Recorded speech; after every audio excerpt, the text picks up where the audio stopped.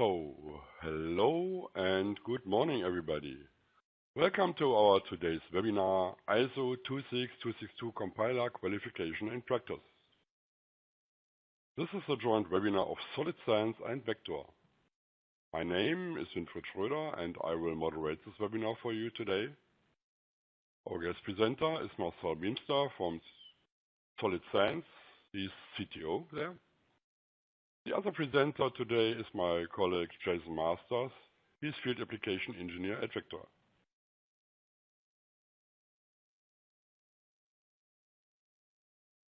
Our short agenda for today looks like this. I will first give you a brief overview about Vector and our solutions. After that, Marcel will give us a presentation about ISO 26262 compiler qualification, followed by a live demo done by Jason. At the end of the webinar, we will answer your questions, which you can always send us during the presentation by using the Q&A window.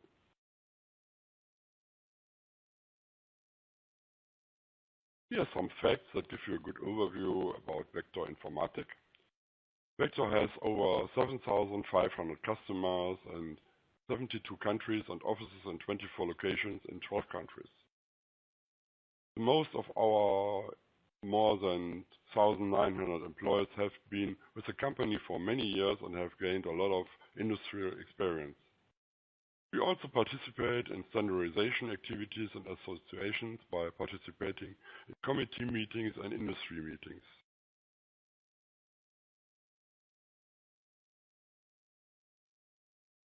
With the VectorCAST product family, Vector is specialized in testing of embedded C, C++, and Ada applications. VectorCAST is designed for the development of safety-critical software in all industries where evidence for functional safety has to be provided. If you look at the V model, we will find the VectorCAST solution at the bottom and on the right side in the area of system and unit tests. What you can also see here is that VectorCAST can be integrated with many tools that you may have already in use. This can be, for example, requirements management tools, ALM tools, modeling tools, or static analysis tools.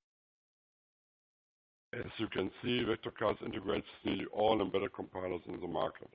They are supported by 100% and they can test the source code exactly as it runs on the target system. It is always valuable to see where you are with your test process and think about where you want to be in the future. VectorCAST optimizes the test processes and offers features that help in all areas of software development. It reduces the time needed for software tests, allows instant testing after each code change, and maximizes the test frequency. Each developer can check his code changes immediately and is not dependent on the feedback from the QA department.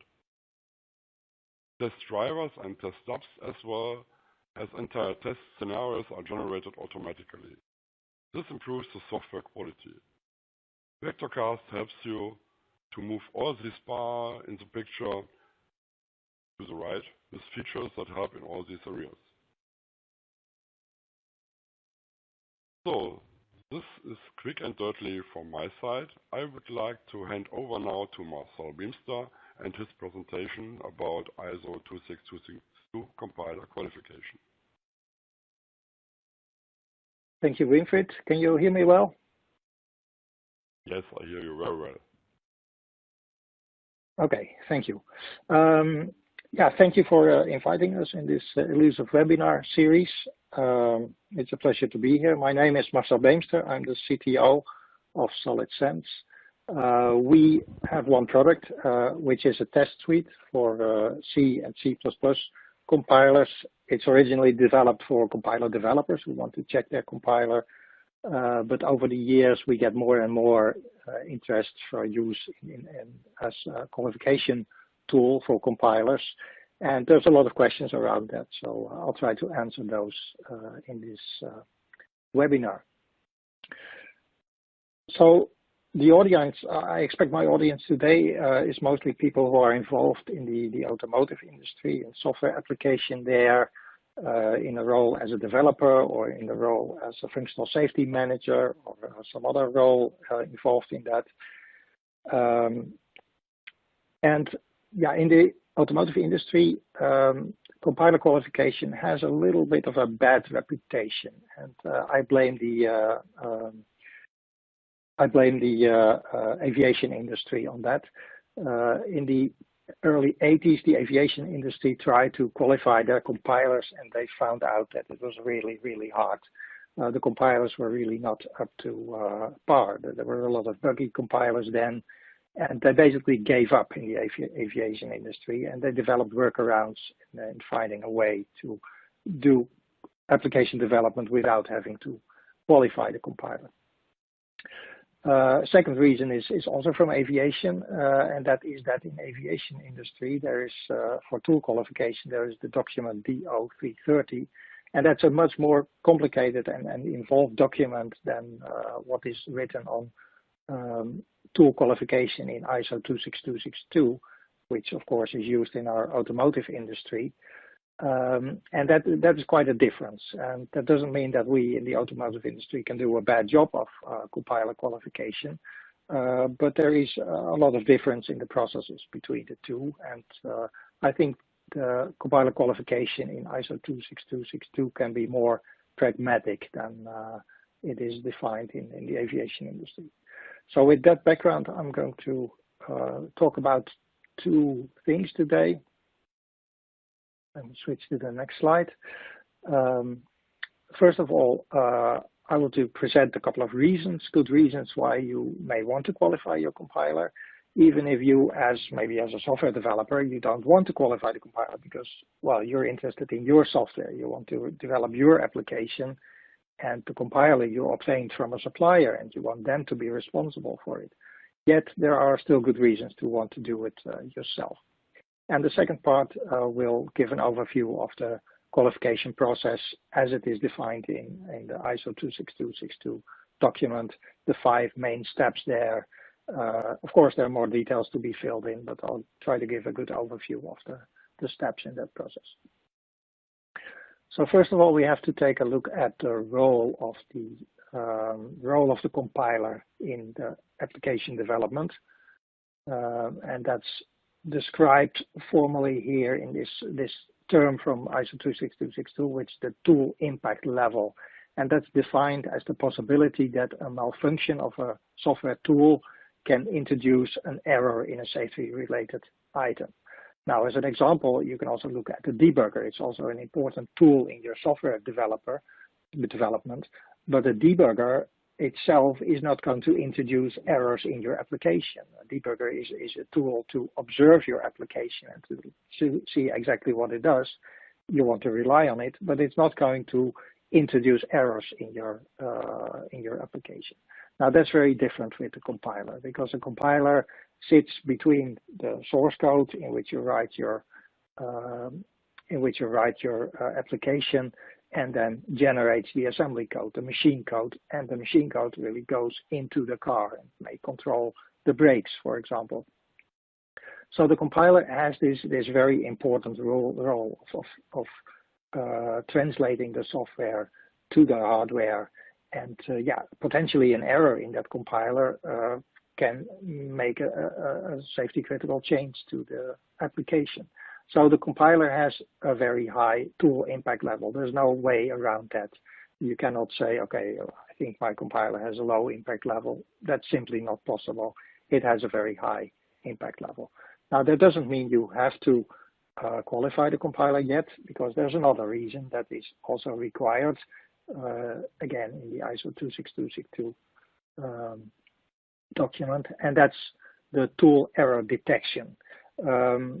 That is not really about the tool itself, but it's about the measures that you take to detect that a software tool has malfunctioned, that a software tool has put an error in your application.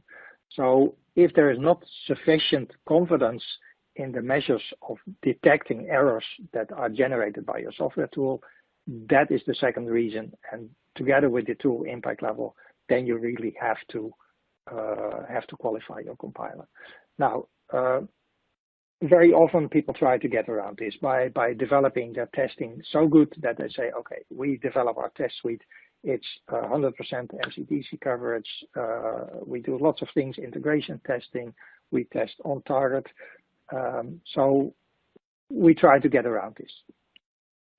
That's in principle that's possible, but I'll put some notes on that as well. First of all, even if you get around this, the compiler is still this very, very important tool. And yeah, it's also a bit of the elephant in the room. The compiler is something you rather have your supplier check and document and make sure it's correct. You don't want to do it yourself. But this elephant is a really big elephant, and that compiler is very big. It can be in the order, today's compilers are in the order of 5 million lines of code, and that's not negligible. And if you know anything about statistic of errors per 1,000 lines of code, then you can be pretty sure that those 5 million lines contain hundreds and hundreds of errors, and you don't want them to impact your application. Furthermore, that code is not itself MCDC covered. There's no MISRA compliance for compiler code. If there's an open source compiler, but also for proprietary compilers, there are very many contributors to it. But for an open source compiler, GCC, for example, I would guess there are more than 1,000, 2,000 contributors to that compiler over time. Those people did not write that compiler with functional safety in mind. Many of them were dealing with performance optimizations, for example, trying to squeeze the maximum performance out of the code. And although it's not a reason per se why it's more worse code, but that code is very often open source code as well, if the compilers you use are GCC or LLVM derived. So to go back to this tool error detection, this is typically the typical reason to develop confidence in measures to detect compiler errors is as follows. You develop your unit testing on your application code, so you make sure you have full 100% MCDC coverage. You may have additional checks on your in your testing and your unit testing. You do your testing on the hardware, so you compile it with the compiler, run it on the target hardware that mimics as much as possible the target setup.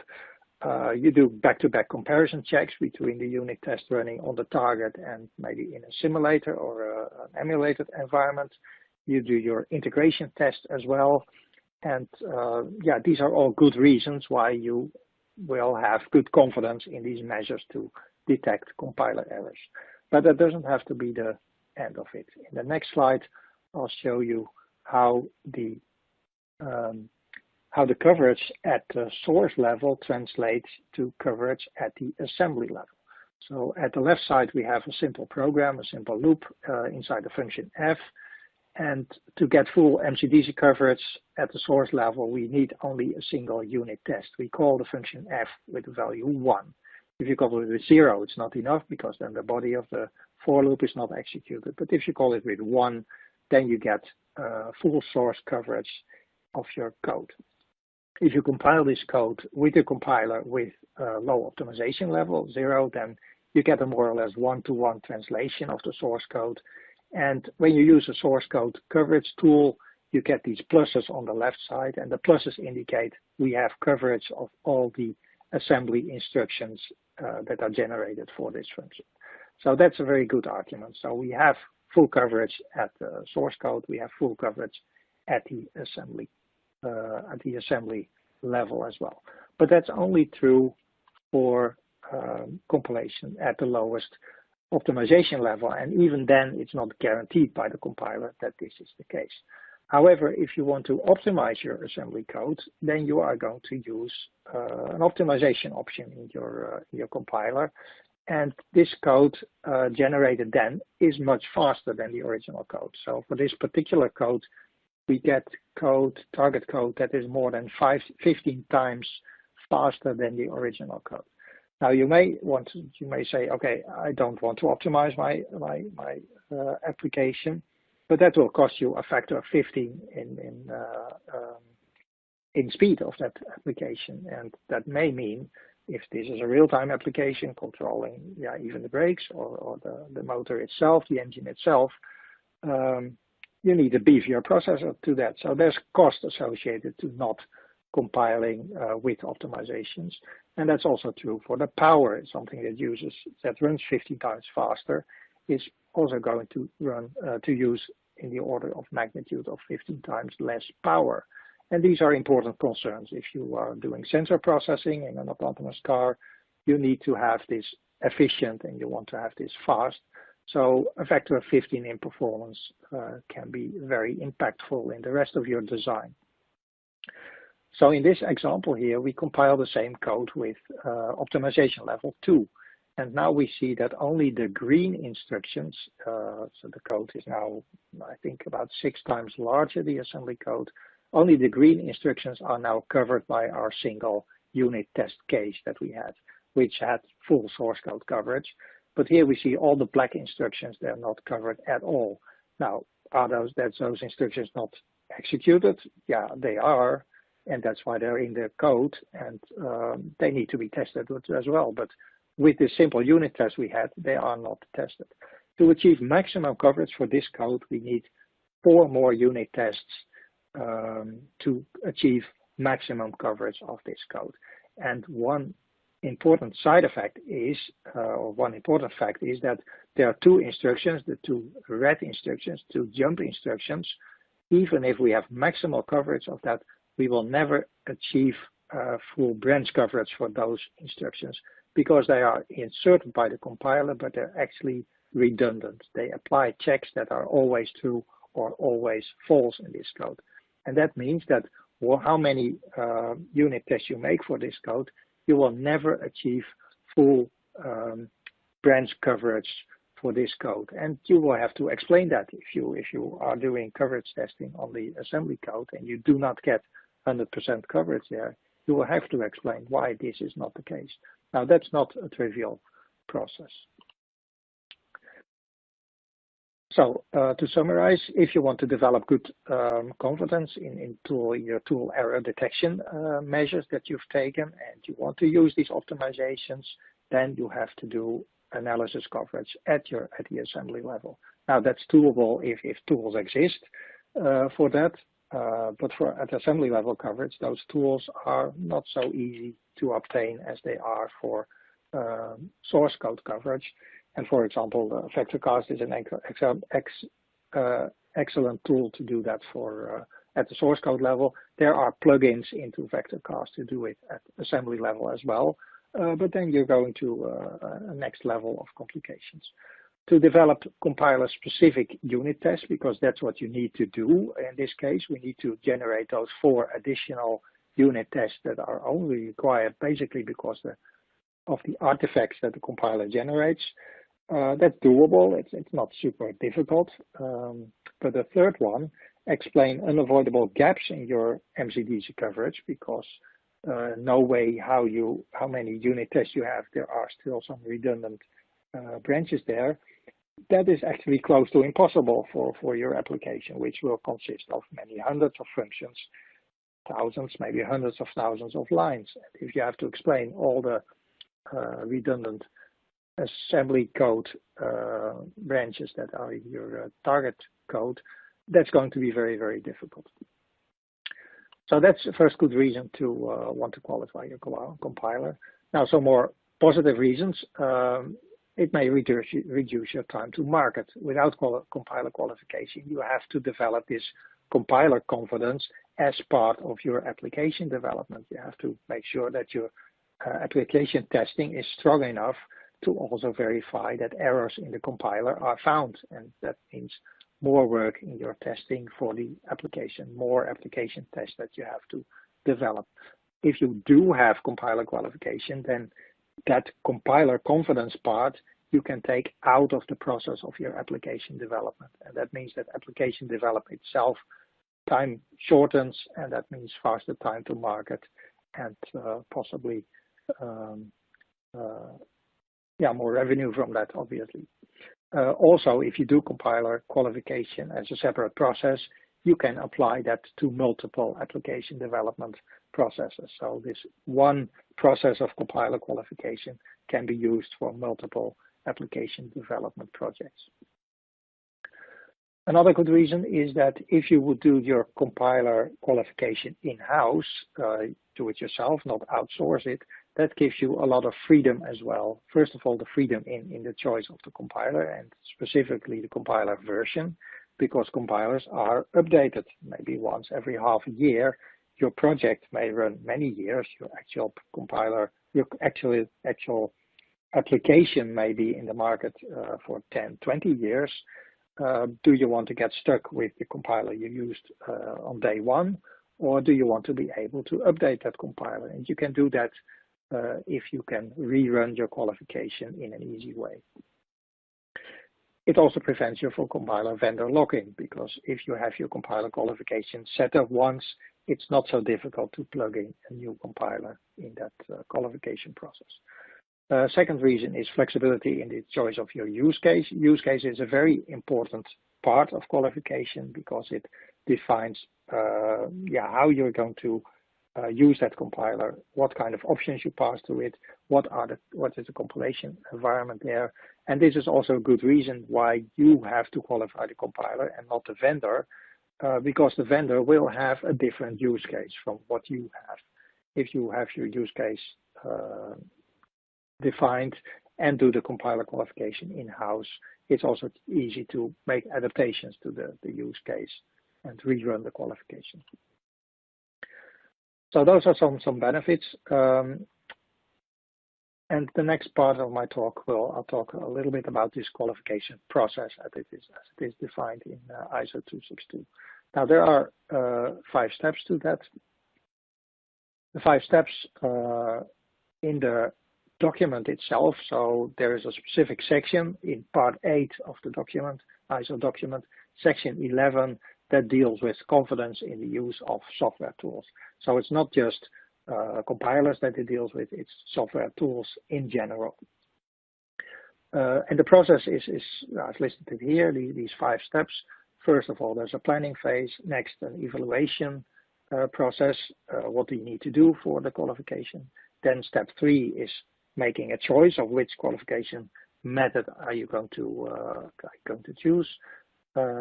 Number 4 is really the big thing actually. That's doing the qualification itself and also defining mitigating actions if there are any errors in the compiler that you found. And finally, there's the documentation and review part. Now, the first 2, planning of usage and evaluation, I'm actually going to turn them around, because if your evaluation shows that you don't have to do qualification, then you don't need to do much of this planning phase. So if you first would start with the planning, do a lot of work there, and then figure out, okay, I really don't have to qualify my compiler, that would be a waste of time. So typically, the evaluation part starts here. So the evaluation deals with these 2 inputs that I've already discussed before, the tool impact level and the tool error detection level. Now, as discussed, the tool impact level, you cannot get around the fact that the compiler has high impact on the target application. If the compiler contains errors, it can very easily introduce errors in your application. So there's no way around getting a high tool impact level for compilers. The second one is the tool error detection, and there we discussed that as well. You can say, okay, I'm going to do my testing so good that any errors in my compiler are found. That includes that you would have to do assembly level coverage testing as well if you have optimizations running. Typically, you would say, okay, maybe I do my testing very well, but I still want to have more confidence in my compiler. I'm not fully 100% confident that all errors are found, and then you would choose for a tool error detection level 2 or 3. Now, if you have tool error detection level 1, then you're done basically. So then we get to the middle decision of the tool confidence level. When you have tool error detection level 1, then you also get tool confidence level 1, and that means you're done. You don't have to qualify the compiler. In the other cases, you do have to qualify the compiler, and then there are 4 qualification methods described in ISO 26262. Confidence from use of your tool, confidence from developing confidence by evaluation, the development process, confidence by validation, and doing qualification by the development process. I'll go into those details in detail in the next slides. But in order to choose these, in theory, according to the document, the ISO document, you would have as an input here the ASA level, A, B, C, or D, but in practice, there's not much difference there. There's not much difference in how highly rated these different qualification methods are. So in the next slide, I'm actually going back to step 1 now. So now we have determined, okay, we do need to qualify our compiler. So we have to plan the uses of the compiler. Now the first 2, we have to determine the maximum ASIL level, and we have to define the measures to detect malfunction. Now those 2 were input to the step 2 actually, so we need to have those ready before, so they are covered already. Next, you have to do some more work now. Specification of compiler behavior. So you need to define what is the expected compiler behavior. What is this tool supposed to do? And now, fortunately, we have a very good document for that, because C and C++ compilers, they are defined themselves by ISO documents, ISO language specifications, the C90 documentation, the C99 language specification, now the C11 language specification. Those are documents defining what the compiler behavior is. Excuse me. Those are defining what the compiler behavior is. Those are very well understood documents. They have a long history, starting from the early 90s, even before that, and they very well define what a compiler needs to do and how it has to behave. So that's good, because there's a good specification of what a compiler needs to do, and the test sets for that also have a long history, and they also match these language specification very well. So that's where supertest comes in. Furthermore, we have to define and identify the compiler. So we have to identify what's the user manual, what's the diagnostic behavior, how does the compiler behave when there's an error in the program, when the program is ill-formed. Now that in C is tricky, and that's a reason to use static analysis tools and MISRA standards, MISRA requirements on the source code. And also we have to define what are the known failures and workarounds. Now those can sometimes be obtained from the supplier, but in practice I've never seen a good list of that. So although people will supply a list of issues in the compiler, you can sometimes get those. Those issues are rarely strong enough to be used in your software development. So those in today's practice cannot really be relied on. Furthermore, you have to define the use case. Again, that's very important, because your specific options and environment that you are running the compiler in, that is going to be different from whatever option combination the supplier has used to test the compiler.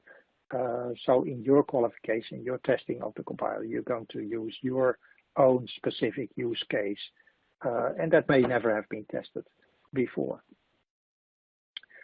So then we get to step 3. There are these qualification methods. So the qualification methods, the 4 of them are increased confidence from the actual use of the compiler. Second one, evaluation of the development process. For the third one, validation of the compiler. And the fourth one is the development according to some safety standard. Now, the first 2 and the fourth one are very difficult to achieve. The first one, increased confidence from use, that would be true if you would be using this compiler for many years already, for many different applications possibly. And over time, you have developed so much understanding of how this tool behaves and what the errors are made by it, that you know how to deal with those and how to use those in your process. Now, in practice, our compilers are updated every half a year, and they're updated not just because they get new features, but also because there are errors in the existing compilers. And you need to update your compiler because you want to have, do not have to rely on those errors in the compiler. So that's hard to develop confidence from useful compiler because, yeah, you want to have a latest compiler which supports C99, C11, etc. So that's difficult. Second one is evaluation of the compiler development process. Well, that requires that you go to the supplier of your compiler and you go to do an assessment of their compiler development process. Now, that too is going to be hard. In particular, very hard if this is an open source compiler, because then there is no one single place where the compiler development is done. And the fourth one, development in according to a safety standard, yeah, that is simply never done for compilers. Compilers are not developed according to the same functional safety software development standards that we have to use in our automotive software development. So that is simply ruled out. Those compilers don't exist. So the one that's left over is validation of the compiler, and that means validating that the compiler indeed behaves according to its specification. So we have to establish then that the compiler is compliant to the language definition, the language standard, given our specific use case, or given our specific options that we use for this compiler. Next, if we find in the testing process, we find errors in the compiler, we have to define mitigation. So that's also part of the process. If there are malfunctions found during the validation process, we have to define workarounds. Now, very often, I would say in 95% of the cases, those errors made by the compiler are quite specific, and you can pinpoint them quite specifically to the way the compiler is used or the application is written, and you can define a good mitigation. It's hardly ever the case that you would have to say, okay, this compiler makes an error, and that error is so general that there's no way to avoid it. And that would be a pity, but that would really disqualify the compiler from use in a functional safety critical project. But usually there are these mitigations possible, and you can define, okay, don't use this particular language construct, don't use that feature, and you can define them. And furthermore, you have to do an evaluation also for what does the compiler do when there's an ill-formed program. Now, for C compilers, we know that they cannot detect undefined behavior in the general case. They can detect it for specific cases, but not in the general cases. So that's an issue that you have to be aware of as an application developer, and that's also a reason to use other static checkers other than the compiler itself. So that basically covers step 4, the validation of the compiler. We use Supertest for this process. So in the V model, Supertest fits somewhere in the middle. Supertest is not a collection of unit tests. Supertest is a test suite that is really written to match the language specification. So it's organized so that you can find this requirements traceability. You can find which test belongs to which part of the language specification and to which part of the language specification the test belongs. So there's a vice versa correspondence in Supertest with the language specification. And that's important for a test suite, of course, in this process. Then we get to step 5, the documentation and review section. You have to define your software tool criteria evaluation report. That's basically the evaluation step, the result of steps 1 and 2, basically the planning and the evaluation phase to define, okay, this is the way I use a tool, and that's the reason I have to qualify it. This is the ASA level, etc. Furthermore, you get a result from the compiler qualification. Actually, the validation itself will have some kind of result report, and that may also result in these mitigating measures that you have to define. which then themselves have to be disseminated to the application developers. So that would be some kind of compiler safety manual that tells the compiler, the application developers, this is what you can do in your compiler, and that's what you should not do with this compiler. And finally, you need some confirmation review by an independent party, and that, of course, is true for your whole functional safety process. So typically, that would be the same party that you use, and that the independence there, that of course depends on your ASIL level. For a high ASIL level, you want a more independent party involved in the confirmation review. So that basically gives an overview of the 5 steps. The details are in the ISO document itself. With this guideline, I think it's not so complicated to follow the steps that you need to do for compiler qualification. And as we said, yeah, wrapping this up, there are a couple of important benefits of compiler qualification. First of all, you will sleep better because you're no longer ignoring this elephant in the room. You're really doing something to make sure that the elephant is doing its job. You don't have to worry in your application development about these compiler artifacts, because you know, okay, my test suite, my validation process is taking care of the compiler artifacts and it's doing a good job there. Furthermore, you can decouple your application development from your compiler testing, and that means that you reduce your time to market. If you do the compiler qualification in-house, and once you have set it up, that's really not super difficult. Compiler qualification is something that you can manage. It's not something that you want to do, but it is a manageable process. And if you have it set up in-house, then you can change your configuration, can change your choice of compiler. You can upgrade to new versions of the compiler, which do not have the bugs of the old one. So those are all substantial benefits of compiler qualification. And furthermore, as I said, the compiler qualification process itself, setting it up in-house, it's not rocket science. The process is quite clear in the ISO 26262 documents.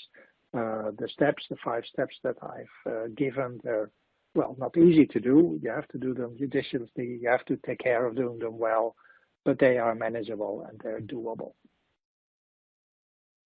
So that is the end of my part of the presentation. Thank you for having your attention this far. So I now want to hand it back to Winfried.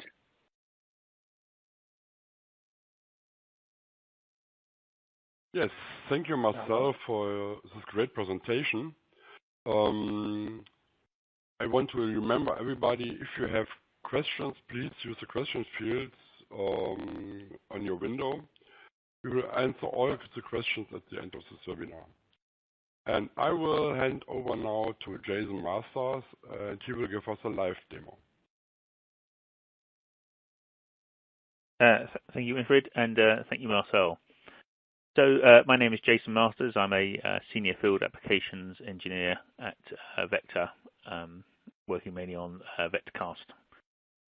So let's just have a quick look at an overview of VectorCAST. And the aspect of the tool we'll be looking at is VectorCAST QA, which is a system testing tool. So this means that we basically give our source code to VectorCAST, and it instruments the source code depending on what level we want. So we can do statement and branch, and MCDC coverage. And we can then compile a instrumented executable of that source code, and then we can run some high-level functional tests on that source code, and we can see what coverage comes out of the application when running that. So this principle applies to any application, whether it's a compiler, a desktop application, or an application going on an ECU in a car. We can take our source code, instrument it, run our high-level functional tests, and see what code was covered. So the advantage of using VectorCAST to do this is we can automate this whole process. So in VectorCAST QA, we have a Python script which allows us to automate various aspects of the jobs we need to do. For example, instrumenting and building the code, deploying the code to our target, and running different test cases.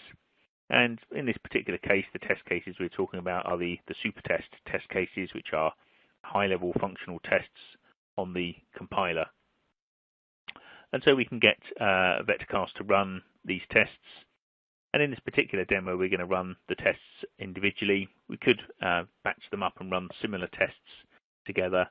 But the advantage of running tests separately is that we can gather the coverage data from each test and map the coverage to each individual test case. So we have a record of which lines of source code were covered by which super test case. So why is that useful? Well, the usefulness comes out when we change our software. So especially during development of an application, we might be making changes to software.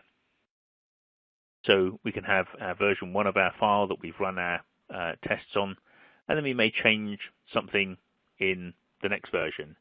This might be optimizing the code, fixing a bug, adding some additional features.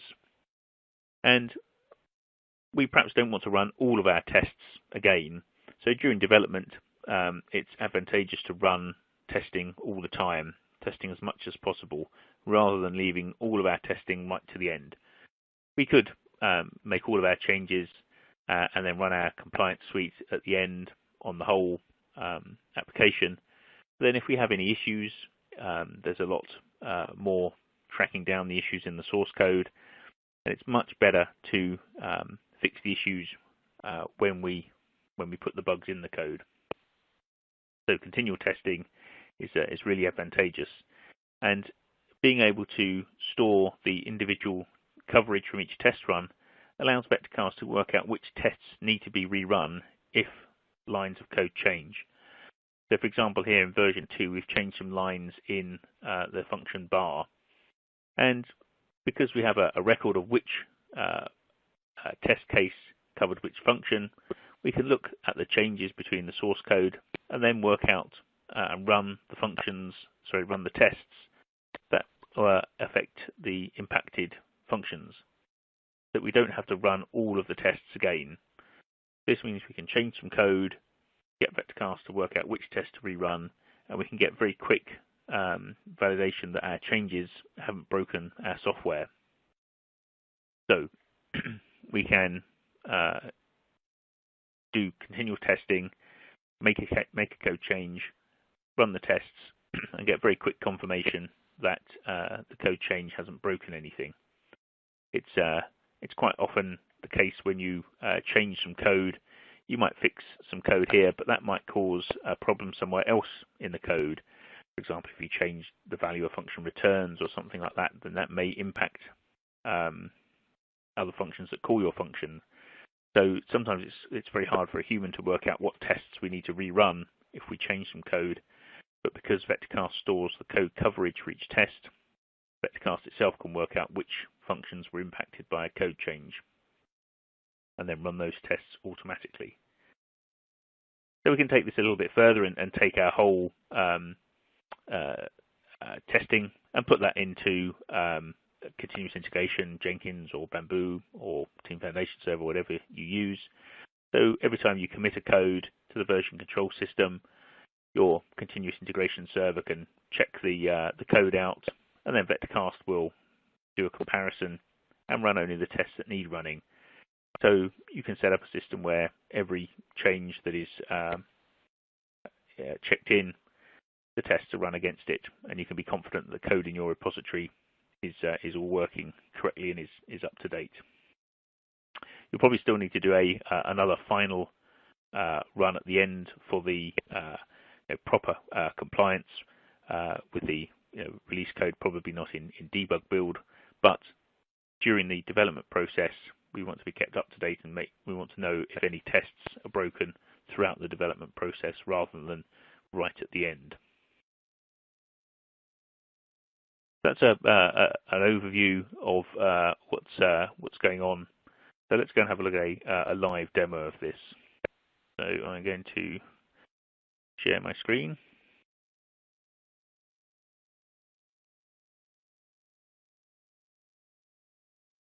Waiting for the software to tell me that my screen's shared. Okay, so that should be okay. Everybody should now be able to see VectorCAST on the display. There's a slight time lag there. It says buffering at the moment. There we go. Okay, so this is VectorCAST. So at the moment we're using the GUI because it's the easiest way to show how the tool works. But everything we do in the GUI we can do on the command line. Really, VectorCAST is a command line tool that comes with a GUI. So we have a project here, and the compiler I'm using is the Tiny C compiler. It's quite a nice little compiler, not very many files in it, and fairly simple.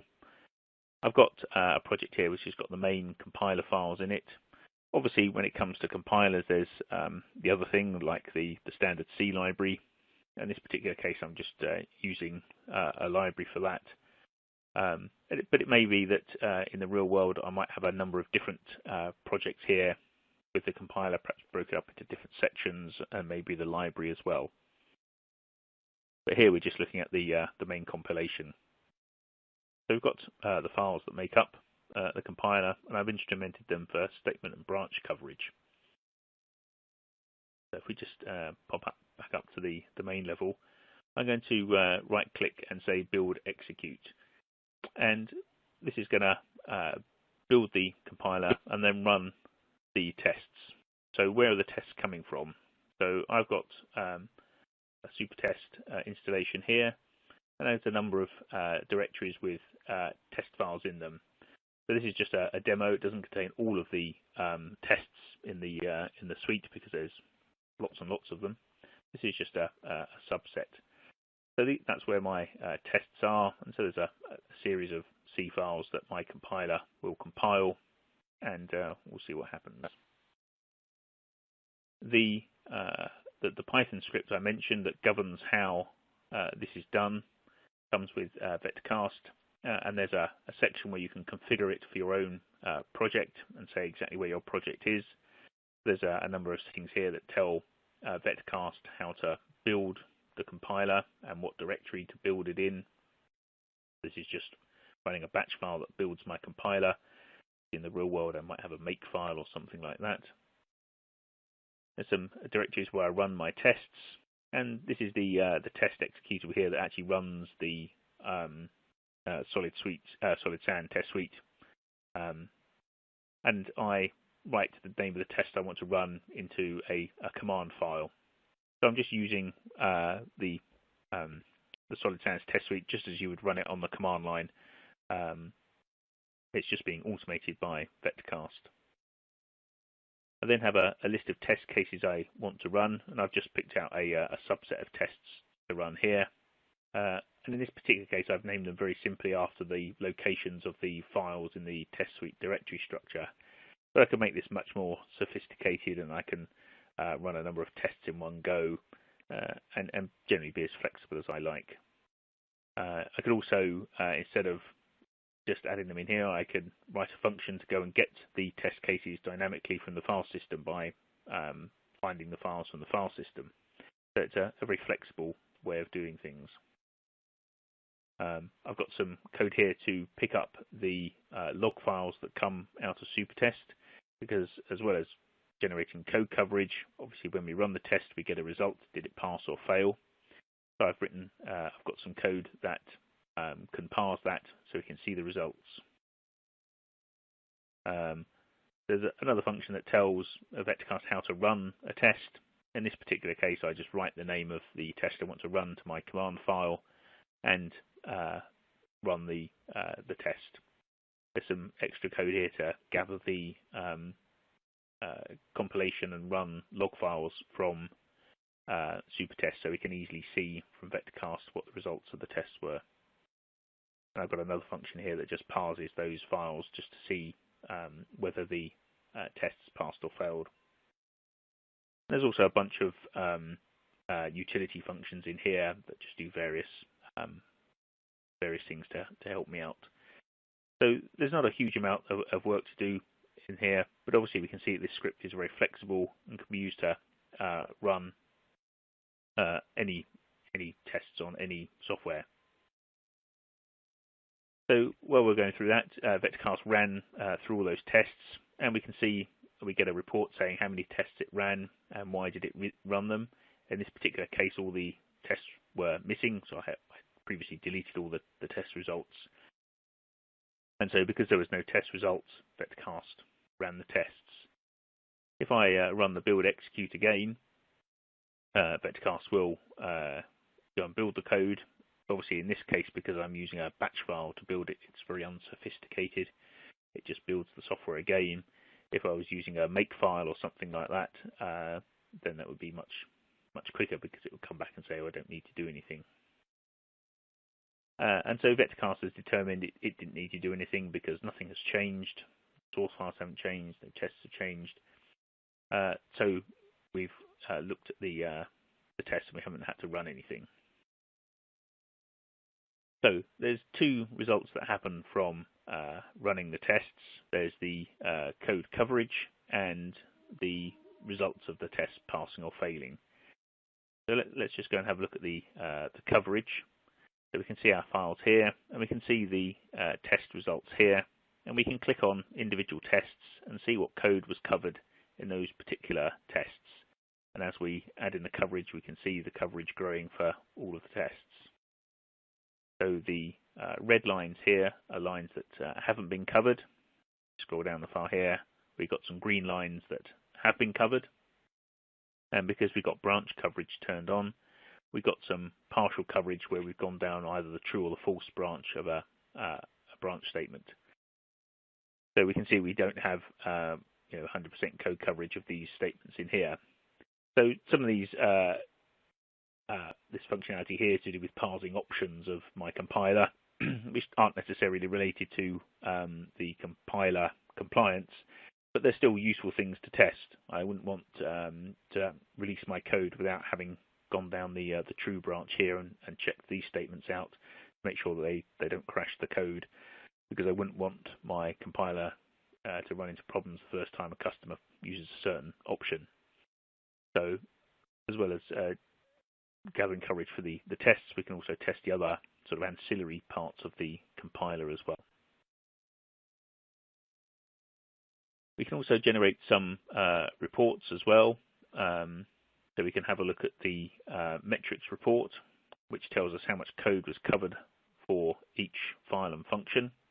We can configure VectorCAST to just show the files or the functions or just the totals rather than all the details. But we can go down to the bottom and we can see exactly how much coverage we have from our compiler and see what individual files were covered. There's a number of other reports as well. We can generate the aggregate coverage report, which shows us the annotated source code coverage for each of the files as well. And again, if we wanted to generate those on the command line, we can do that as well. So we've run some tests and we've got some code coverage, but we can also have a look at the execution results. So here we've got 10 test cases and 6 of them passed and obviously 4 of them failed. So when we ran the test, if a test failed, we saved the failure report into a directory, and I've written an extension to VectorCAST that allows us to look at that directory and look at what failing functions and tests we have in there. So we can see the tests that failed, and we've got a compilation report and a execution report for the tests. So if we have a look at this test here, for example, the compilation failed. And if we also have a look at the test case as well, which uses trigraphs, and my compiler doesn't support trigraphs, so the compilation failed. So it's a limitation of this compiler. The other fail report we've got here as well for this test here, where we've got some code that uses a long double, which is illegal. And in this particular case, my compiler didn't pick that up and it didn't issue any diagnostics, so it's not quite sure what it actually compiled in terms of the output, but it should have given a diagnostic, and Supertest noticed that there was no diagnostic produced, and so that test has failed. It should have failed. The other interesting ones here are the ones here where the compilation has succeeded. So we've got a successful compilation for this one here, but the actual run has failed. So there's some functions here that have failed during the execution of the test. This one here is a bit more interesting. Some tests have passed and some have failed. So there's a fault in my compiler, essentially a bug in my compiler. So we need to go and fix that issue in the compiler. Now, finding out where that function actually is a bit of an art. So that's the test case that failed. And if we have a look at the coverage for that, obviously the failure is somewhere in the code that's been covered. And trying to find the bug, especially at a system level test, can sometimes be tricky. It requires you to know exactly what your code is doing, which is why sometimes unit testing is a good thing to do first, because you can trap a lot of issues at unit testing time. But in this particular case, I happen to know where the issue is, because I actually put it in there. So just going to search for this function here. There's a bug in this this function here, which is causing the problem, and this is one of the functions that was covered. And I can see in here where I've got my case minus, I'm adding instead of subtracting. If I change my code, fix my bug, then that should fix my problem. But now I've just changed one line in one function here. I don't want to run all of my tests again. If I've got lots and lots of tests, it might take a long time to run those tests. I just want confirmation that that code change hasn't broken anything. So I can go back to VectorCAST and do a build execute, and it will do a change-based testing based on that change. So it will work out what files have changed. So we can see down here in the message window, it's instrumenting the file that I changed. It's now building the code. And then it's going to look at the tests that have been run, look what tests hit that function, and then only run those tests again, rather than rerunning all of the tests again. So obviously, if I've got lots of tests that don't go anywhere near that function, I don't need to run them again, because they won't have changed. The results won't have changed. And the coverage is based on the actual code coverage. So even if I call functions via function pointers, we'll still catch that coverage. So now we get the incremental rebuild report, and we can see that we preserved 7 test results, and we can see the 3 tests that we ran because the source changed. So there was the one that we knew, that we looked at the error report, and there's some other test cases as well that were impacted by that change as well. The other failing one, but also another test that just happened to use that function. But that bug didn't cause that test to fail. So now we can see we've now got 8 out of 10 passing. So we can have a look at our failures, and we've just got our 2 compilation issues there that we had before. So we've fixed our errors, and we've run our tests again, and we've only run the tests that needed to be run, rather than running all of the tests again. So the change-based testing gives you a very quick feedback as to whether anything has gone wrong. If we wanted to run particular tests again, we can come into the interactive section, and we can run all the ones that failed again, or perhaps all the ones that passed, or perhaps if we just want to run a particular test again, we can come in and we can say, yes, let's just run that one single test again. Perhaps I might have changed something completely external to the system, and we can go in and just run any test we like again. Or obviously we could go in and we could say, yeah, run everything again if we wanted to, just give a confirmation that all the tests still work. And again, we can integrate this into Jenkins so that when we check a file in, we can run all of this on the command line using change-based testing, and we get to see exactly what exactly running the tests that were impacted by a code change. So we get a much quicker feedback of any mistakes we inject into the software. Okay, so that finishes the live part of the demo. So I'm going to hand back over to Winfried. Yes, thank you, Jason, for your presentation. I think it's now time for the Q&A session. We have already reached the end of our webinar, but we will extend this to answer at least some of your questions. I see that there are many questions to Marcel. Marcel, can you please answer the questions you got already? Yes, of course.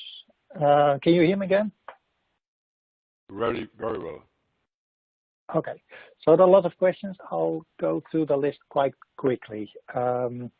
If you want to have more information about it, please contact us. Winfried, can you put up the slide with our addresses? So please contact us directly for more information. But I'll try to go through the list quite quickly. So first question, although a debugger will not introduce errors, it may give key feedback. As a result, you will miss a runtime error. In such cases, the debugger may have a high impact on the application quality, or not maybe. I would argue the debugger still does not impact the generated code. The debugger is not a tool that finds bugs, although its name sort of sounds like that. The debugger is really an analysis tool. If you have a bug, you want to analyze it. And that's the basic role of the debugger. It does not find errors for you. It may print something wrong and then you will be confused, but it will not hide errors from you in that way. So next question, should a customer take tool partners seriously if they have not qualified the tools themselves already with respect to safety? Well, that's an opinion, and I don't really have an opinion about that. The ISO 26262 document does not require that. The document tells you as an application developer to do the qualification of your tools. You can try to shift that responsibility to the supplier, but not everything there you can shift to the supplier because you have a specific use case for that. And also a tool may not be written. It may be a very generic tool that was not written with functional safety in mind. And so that means that the vendor will have no knowledge of functional safety. So I think it's not necessary to disqualify a tool that's not pre-qualified. Next question, what is the difference between compiler qualification evidence prepared by the vendor and the test quality evidence of the compiler, which must be included in the vendor development of the compiler? So this, I think, if I understand this well, is asking about the qualification process from the user of the compiler point of view and what is the compiler developer doing in terms of testing. Well, as I said, Supertest, our testing tool, is in use by many compiler developers, big names all over the world. So they use Supertest. I would not claim that it is a complete solution for them because they will also have to deal with the nitty-gritty details of unit testing. Supertest is not written at the unit testing level. And for that reason, a vendor may want to add their own particular, a developer may add their own particular test at the unit test level. Next question. what differs the Supertest suite from other well-known test suites like Perennial, etc.? Yeah, there are a couple of tests. There are two other commercial test suites, Perennial and Plumhole. We certainly think we have the commercial edge on them. We are very active in developing Supertest. We are also developing for the functional safety market. So that's an area that we know very well and that we try to support very well.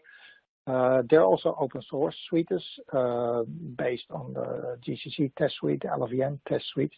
They are really different because they are basically unit tests. They're not written with the language specification in mind. And even though those tests refer maybe to the language specification, there is no requirement traceability for those test suites. The open source test suites, they're just a collection of test suites, and there's very little organization in that.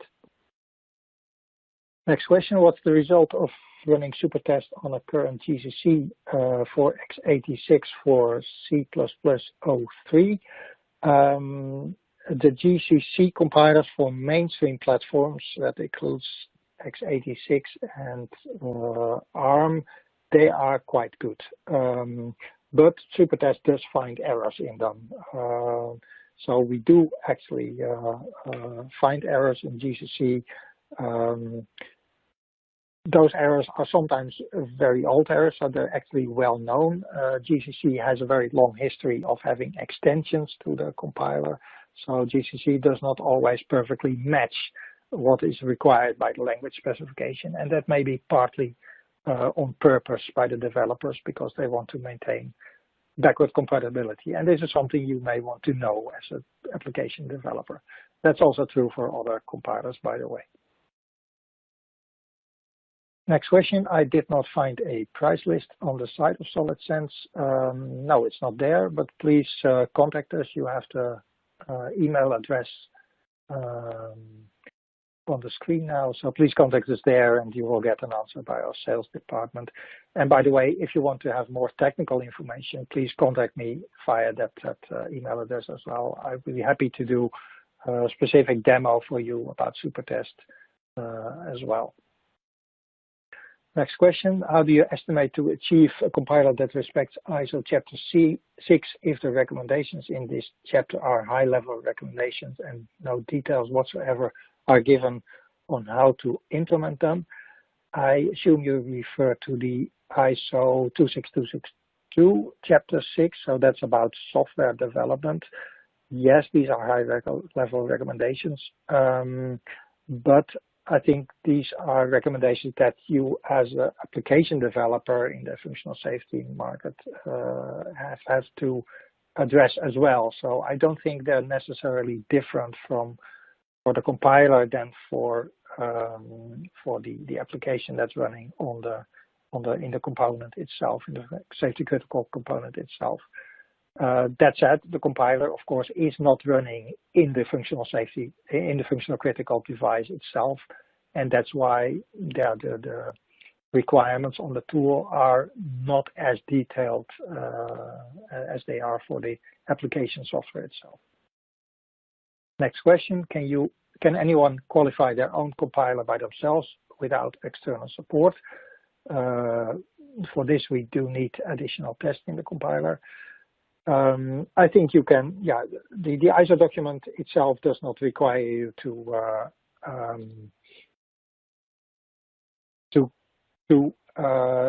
have a third party to do the qualification. You can do it yourself. But as I said before, the GCC and LLVM test suites that come included with GCC and LLVM, they are not suitable for the qualification process because they don't have the requirements traceability. So you will need a test suite, a test set that does have the requirement traceability and that does match the language specification. Next question, are test cases automatically generated by VectorCAST software? What happens if the test cases are manually implemented for each functional safety requirement? So in Supertest, the test cases, we have the language specification test suites, they're all manually implemented. So we have a very large body of manually implemented tests to match the requirements of the language specification.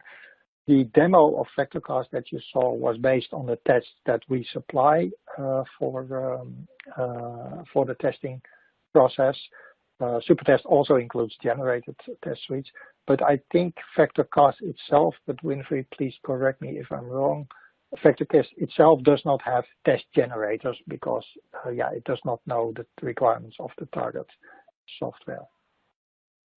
But it's very good at managing the test cases. Yeah. That's correct. Yes, we can't link to requirements and generate tests. At unit test level, there are a number of tests that can be automatically created for kind of robustness testing and testing bounds, but at the system test level, no. Okay, next question. Can we download the slides somewhere? Well, certainly the webcast itself will be online. I don't think the precise slides as we've shown them will be distributed, but if you want my slides, again, please contact me and I'll send them to you. When optimizing the compiler, do we decrease the test number? This is a question I don't understand, so please restate that. Is there a link between the two? I don't understand the question, so please ask again by email or in the Q&A. Next question, can you explain how the test results are handled regarding the target of the compiler if you have a cross-compiler? Well, if you do the testing and you want to verify the compiler for a specific target, that target is in your use case. So you would run a test suite, Supertest, with the help of VectorCAST on the targets.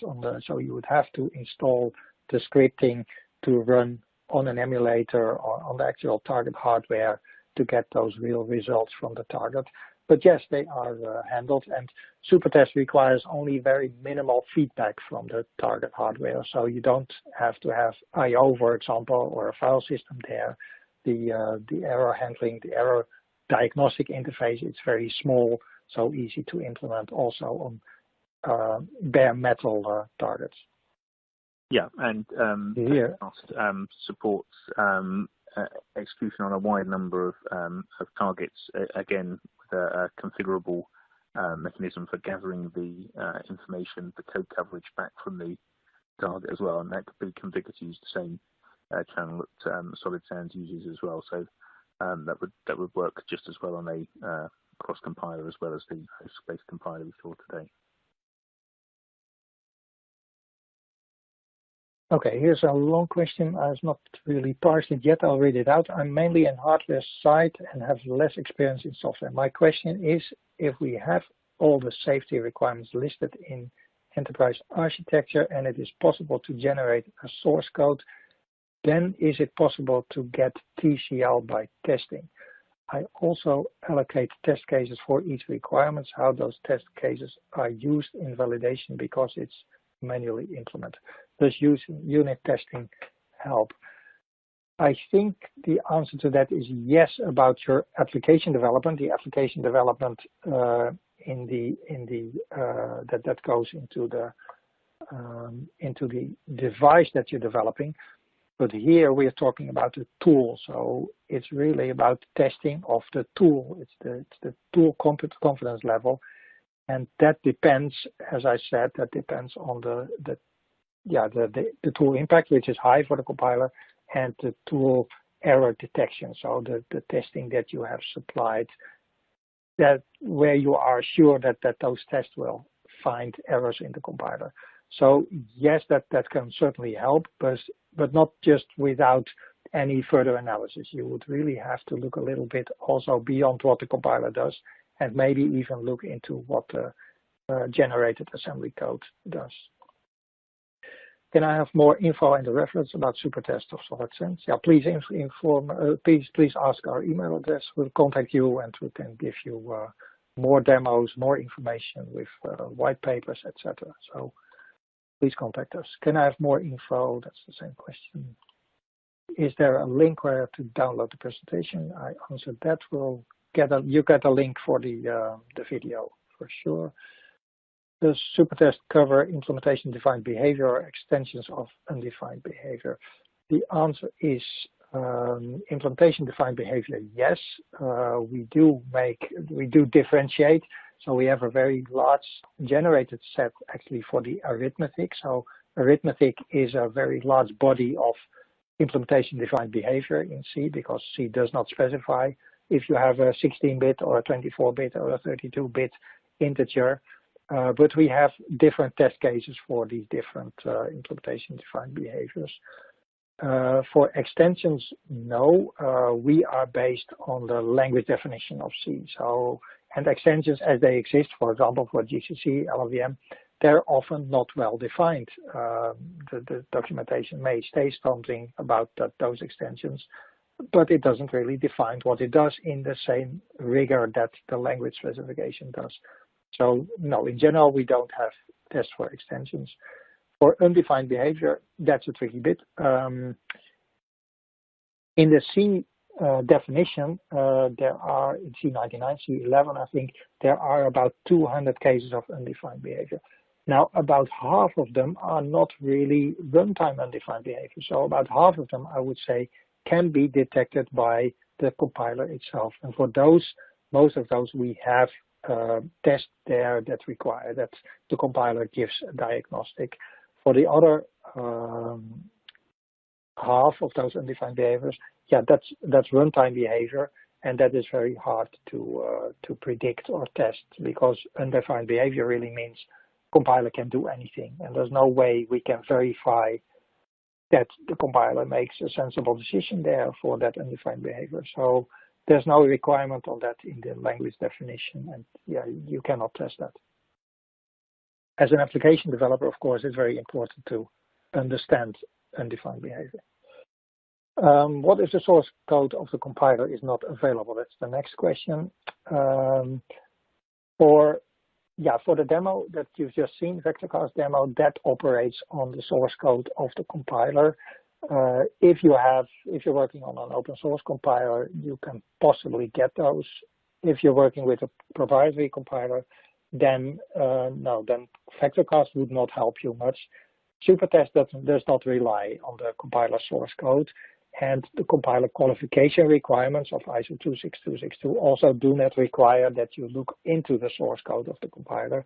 It just asks you to validate the behavior of the compiler. So for qualification itself, that is not a stumbling block. And the question here, does the source code coverage viewer take care of code coverage during link time optimization? I think that's a question for Jason. Jason, do you see the question? It's the last one, I think. The source code coverage, no, because we're only looking at the source code when we look at the coverage. Obviously, when you're writing an application, you're writing the source code, not the compiler, the assembly code. So we only look at the coverage. But it is possible to use VectorCAST to display coverage of assembly level coverage if you're running on a chip that has a trace port on it. We can gather assembly coverage, and there are various ways for gathering assembly coverage from code that's running. So it is possible to share that with VectorCAST as well, but that's usually a more bespoke solution, because obviously it depends on the target you're running on, as opposed to the source code, which is just text files. So yes, it is possible, but it's usually a customization that needs to be done. Okay, yeah, I think we're through our list. I want to thank you all for your attention, so I'll hand it back to Winfried again. Yes, I would like to come to the end of this webinar about ISO 26262 compiler qualification and practice. Thanks again to Marcel Beemster and Jason Marstens for your presentations.